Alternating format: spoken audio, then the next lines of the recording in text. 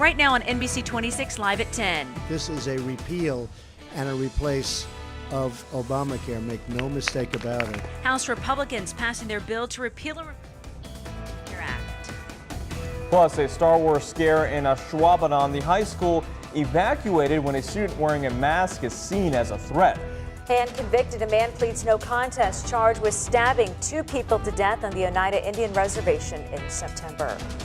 President Trump and House Republicans are celebrating a legislative victory today after voting to repeal and replace the Affordable Care Act. Now the bill heads to the Senate for an even tougher fight. Blaine Alexander has more on the vote that came down to the wire. Thank you very much. President Trump celebrating a major legislative win with the Republicans who delivered it. Make no mistake, this is a repeal and a replace of Obamacare. Make no mistake about it. The bill is passed. Passed without a single Democratic vote, now moving the fight to the Senate. Starting today, Obamacare is on its way out the door. I urge my colleagues, come to your senses, defeat this bill. The vote coming after weeks of negotiations, amendments, even personal phone calls from the president, whose first try at health care ended in embarrassing defeat. It died right here on the floor. Now it's come back to life, like a zombie, even more scary than before. The House bill would roll back Medicaid expansion and decrease subsidies for low-income families, meaning higher costs. For middle-income families, higher subsidies, lower costs. And it would end the individual mandate, one of the most hated parts of Obamacare. The bill would also keep coverage for pre-existing conditions, but if states opt out, costs could rise. Some lawmakers upset they were rushed to vote before knowing what this plan will cost and who it will cover. And outside the Capitol, more anger from protesters. But back at the White House... How am I doing? Am I doing okay? I'm president. Hey, I'm president. President Trump and Republicans ended the day with celebration. Blaine Alexander, NBC News, Washington.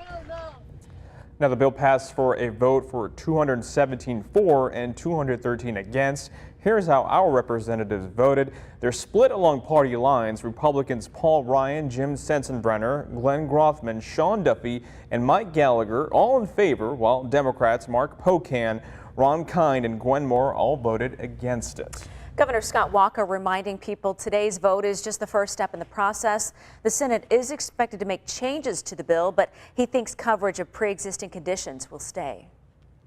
Well, I think pre-existing conditions is a given. That's something that we have to do. I think you want to do that, but you also want to balance that off, make sure that it's done in a way that everyday citizens can have access to affordable health care. Governor Walker refused to expand Medicaid under the Affordable Care Act. The new bill prevents him from doing so in the future. In Appleton today, protesters gathered outside of Congressman Mike Gallagher's office in response to this vote in Congress. NBC 26's Sherrod Taylor was there and spoke to them about their concerns.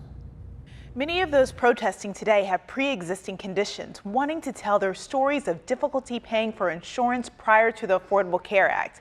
They say repealing and replacing would take health care away from millions of people, change coverage for people with pre-existing conditions, and impact those who rely on Badger Care. Citizen Action of Wisconsin and Wisconsin community members rallied to keep the act. Protesters writing letters, chanting, and picketing outside rallied together. Local leaders were there too.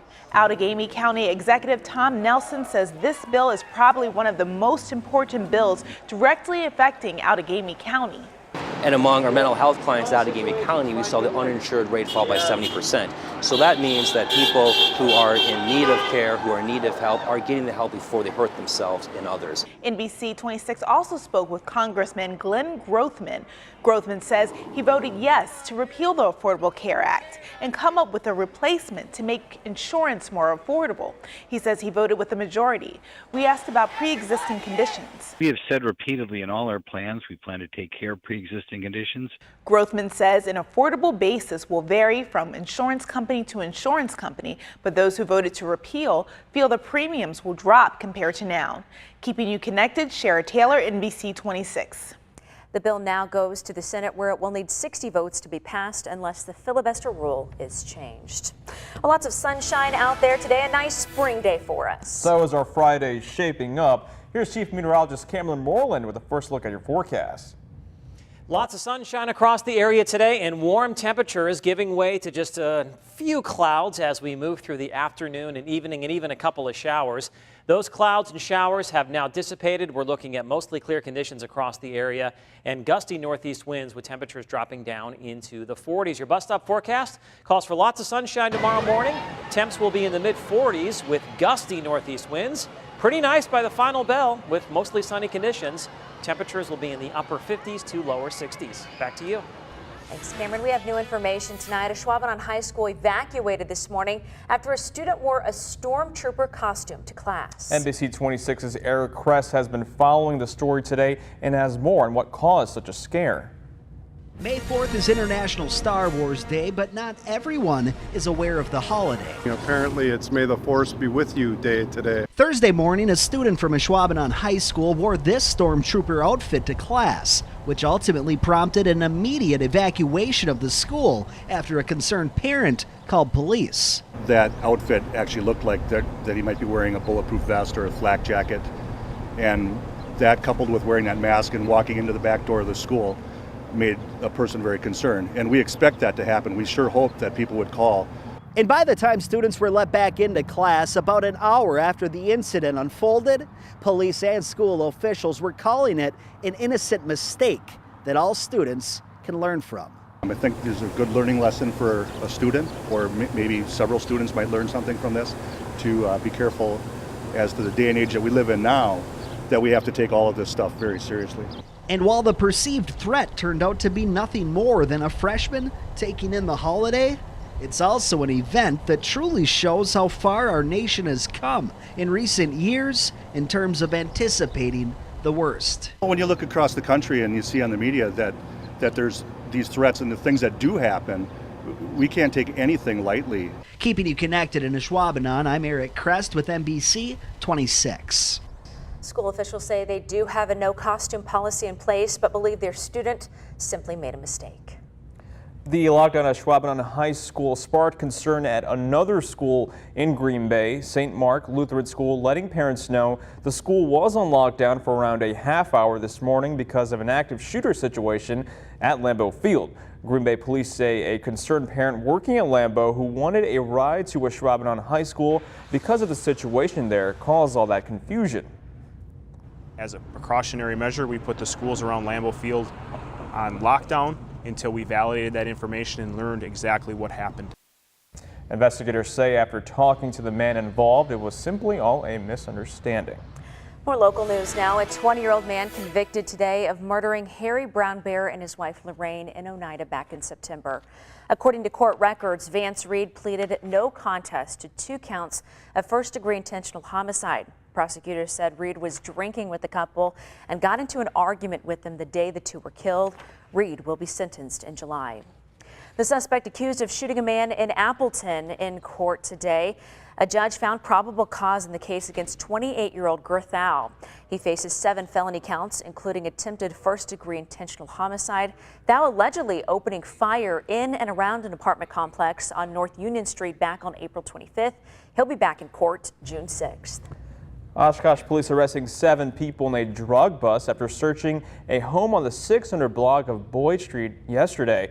They took 4 men and 3 women to jail, all on different alleged offenses, including manufacturing and delivery of cocaine. The suspect ranged in age from 30 to 56 years old. There's no word on when they'll be in court.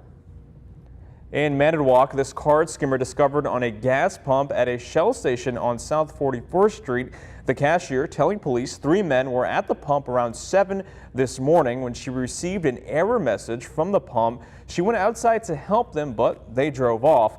Police don't believe any credit or debit card information was stolen because a skimmer was found before any customers used the pump.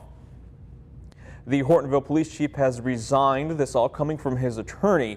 In February, Mark Sullivan served a 2-week unpaid suspension after he was accused of using discriminatory and sexist language against female officers and village leaders. He denied most of the allegations, saying his job as chief had become very political. Sullivan has another job, a new job with the Wrightstown Police Department as a patrol officer. Tourism leaders voicing their support to build a new expo center at the site of the Brown County Veterans Memorial Arena.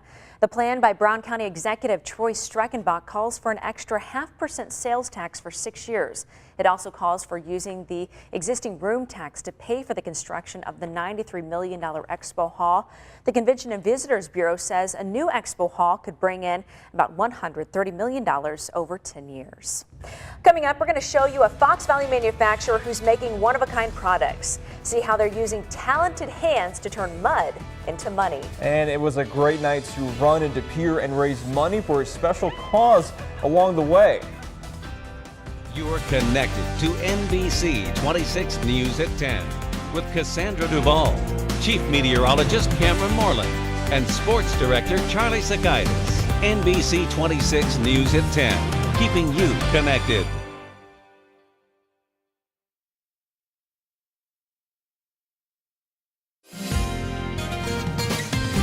And now, your Storm Shield forecast with NBC 26 Chief Meteorologist Cameron Moreland. Not only was today the warmest day in over a week, it was also the first time this month that we actually had a high temperature warmer than what we saw on one day back in February. Now, as we move through the next week or so, all of those temperatures are going to be at or below what we saw on that one day back in February. How often can you say that? Really never. The weather is backwards here. 62 for a high tomorrow, mid-50s on Saturday, upper 50s on Sunday, and then probably upper 50s to mid-60s as we head through Monday, Tuesday, Wednesday, and Thursday. So really, that one day in February will be warmer than just about all of the first 12 days this May. Pretty crazy. All right, temperatures across northeast Wisconsin this evening now dropping into the mid and upper 40s from Green Bay north and east. South and west, we're still looking at some lower to mid 50s. That cooler air working in on a gusty northeast wind at around 10 to 20 miles per hour. It is currently 52 in Appleton.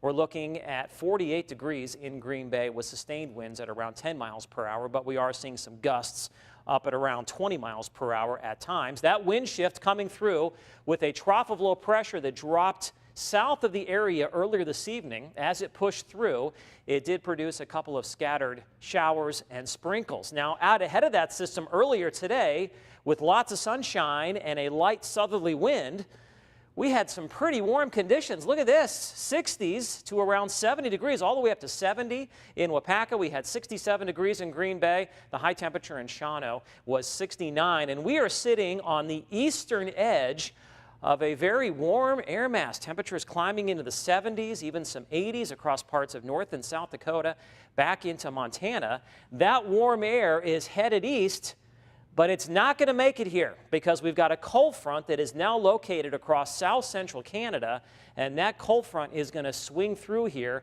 as we head into tomorrow night.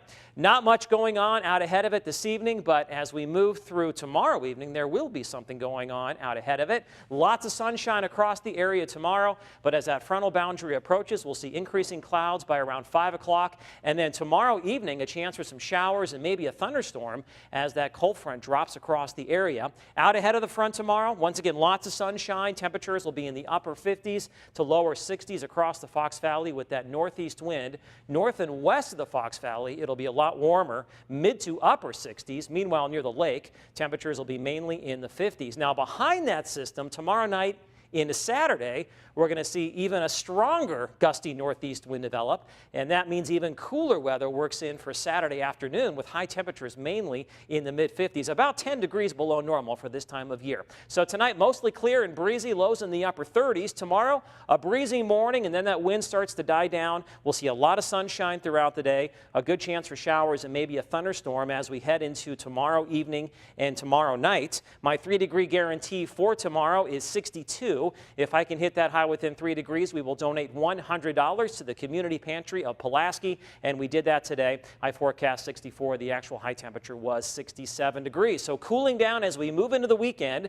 56 on Saturday, morning clouds, then sunshine. Mostly sunny on Sunday. Sunshine and a few high clouds on Monday. Look for highs right around 60 degrees. And then the weather will turn a little more active as we head through Tuesday, Wednesday, and Thursday of next week, with some on and off chances for a little rain or maybe a rumble of thunder. Overall temperatures staying at or below normal for this time of year. I think today's sunshine was nice. It's absolutely beautiful. Perfect out there. Upper 60s. Hard to come to work, right? Absolutely. Near perfect conditions, really. There you go. Thanks so much, Cameron. Yep. Well, after the break, we're off to Fox Crossing to visit Sunset Hill Stoneware, a business growing over the years. See how they make their signature mugs by hand, one at a time. And runners in De Pere joined up with law enforcement in a race with a special prize at the finish line. Welcome back. When most of us think about getting behind the wheel, it's of course to drive a car. But for the workers at Sunset Hill Stoneware, the wheel takes you on a different meaning. Haley, 10 Past takes us to a Fox Crossing business to show us what they're throwing down in this week's edition of Exploring What's Made in Wisconsin. You'll spot them on shelves and countertops. I see our mugs all over the country, from breweries to the national parks to the state parks, a lot of places in between. Each handmade and crafted by Sunset Hill Stoneware. Everything starts with a lump of clay and turns into one of our mug shapes. Tom Dunstern started this business in 1998 with 2 employees.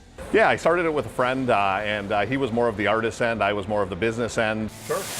He now works with his father, and it's grown to a workforce of 53. We are currently expanding and training new potters, so we're hoping to expand even further beyond that number. Crafting Sunset Hill's signature mug doesn't come easy. Never really had any sort of experience with pottery before I came here. Brought a pottery wheel home in my basement, practiced there, and a couple years later, here I am. Now Roy Pulowski can make up to 200 mugs a day. We like to achieve around 10,000 mugs a week. The space they create in is almost as unique as each mug leaving it. Very state-of-the-art that way. So I think we've, taken an old world art, if you will, and kind of transformed into a modern with technology and efficiencies. Because of it being so labor intensive, you have to come up with other ways to figure out how to get things through faster and better. And you never know who's going to want a mug from Sunset Hill. Right now we're doing a big run for Pink Floyd, Roger Waters, the tour coming up this summer, so we're producing about 16,000 mugs for them. You'll find them close to home, too. A lot of local businesses buy our stuff, so to be able to walk into a coffee shop or a restaurant or something and see something that you made is pretty cool, and actually had a part in making by hand is pretty awesome. And Tom says the future looks bright. We just keep trying to be more efficient and come up with ways that we can be better with what we have right now. So I would say in the next 5 years, we may double our growth and continue to keep going if the demand's there. In Fox Crossing, I'm Haley 10 Pass, exploring Wisconsin for NBC 26. How incredible. I love watching them being made. Well, if you'd like to learn more about Sunset Hill Stoneware, just visit our website, NBC26.com, and search Exploring Wisconsin. Well, they were off and running in De Pere tonight, raising money for Special Olympics. The second annual Run with the Cops took place tonight. Runners and law enforcement officers took off just after sunset for a 5-kilometer run. The event is unique. The course is lit up by police cars and emergency vehicles. And of course, there were donuts for everyone at the finish line. Well, coming up, once a Packer, always a Packer, some legends of the green and gold with their aim focused